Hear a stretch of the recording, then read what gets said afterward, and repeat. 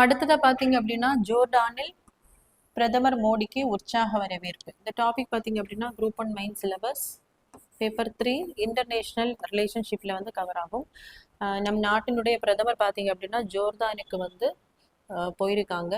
So இரு நாடுகள் இடையேயான அந்த உறவுகள் ஏற்பட்டு பார்த்தீங்க அப்படின்னா 75 ஆண்டுகள் வந்து நிறைவு பெற்றிருக்கு. அதை முன்னிட்டு தான் ஜோர்தானுக்கு வந்து போயிருக்காங்க. ஸோ முதன்முறையாக பிரதமராக பதவி ஏற்றம் செய்த பின் நம்முடைய பிரதமர் வந்து முதன்முறையாக தான் இந்த ஜோர்டானுக்கு வந்து இப்போ போயிருக்காங்க.